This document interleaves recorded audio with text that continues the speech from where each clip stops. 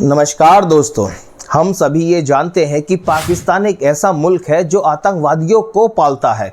पाकिस्तान एक आतंकवादी मुल्क है जिससे भारत ही नहीं बल्कि ईरान भी परेशान है, क्योंकि ईरान की सीमाएं भी पाकिस्तान से लगती हैं। आज के समय में तालिबान के कब्जे वाला अफगानिस्तान भी पाकिस्तान से बहुत ज़्यादा परेशान है।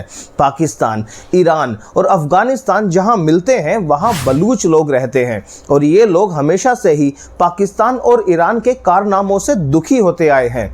इसी वजह से यहाँ का इलाका दशकों से विद्रोही शक्तियों का अड्डा बना हुआ है।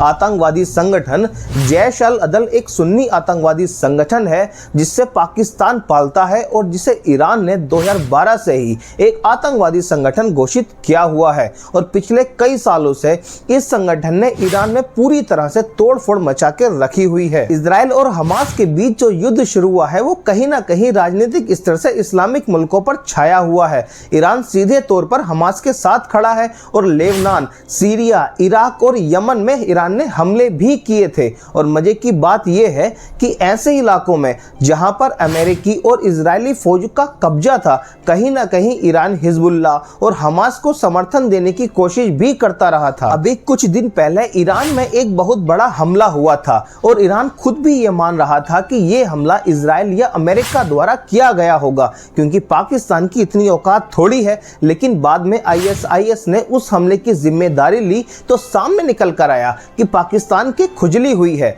ऐसा लग रहा है कि शिया सुन्नी विवाद अब फिर से खड़ा हो चुका है, क्योंकि ईरान में अधिकतर शिया लोग रहते हैं। जैश अल अदल एक सुन्नी संगठन है, इसलिए हमेशा ईरान के खिलाफ काम करता आया है। ईरान ने पाकिस्तान पर कई बार प्रेशर बनाने की कोशिश भी की थी और कई सालों से पाकिस्तान से अनुरोध भी करता आया है कि वे अपनी सीमाओं का इस्तेमाल इन आतंकवादी संगठनों को पालने के पोसने के लिए ना होने दे और खुद भी चैन से जी और हमें भी चैन से जीने दे। लेकिन पाकिस्तान अपने बाप का ना हुआ तो ईरान का क्या होगा, और पाकिस्तान ने ईरान की सारी बातें अनसुनी कर दी। लेकिन यहां समझने वाली बात यह है कि दोनों देश एक दूसरे के कभी साथी हुआ करते थे।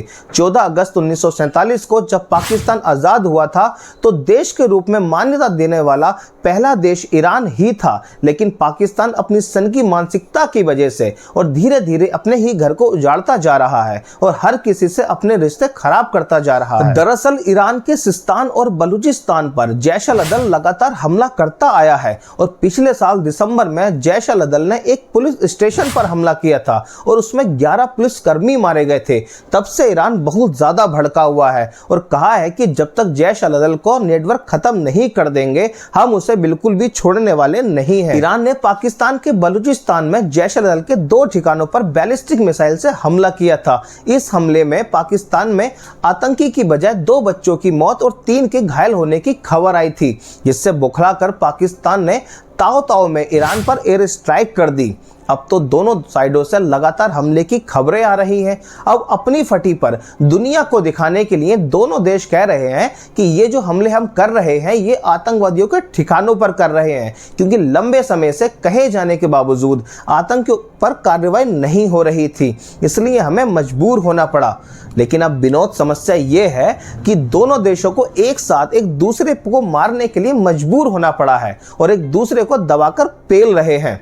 तो चलिए मिलते हैं अगली वीडियो में, और अगली वीडियो में मैं आपको बताऊंगा कि इन दोनों देशों के बीच जो ये युद्ध शुरू हुआ है उसमें विश्व का क्या रोल है और भारत का क्या रोल है। तो चलिए मिलते हैं अगली वीडियो में, और ये वीडियो आपको पसंद आई हो तो प्लीज़ लाइक एंड शेयर ज़रूर करिएगा।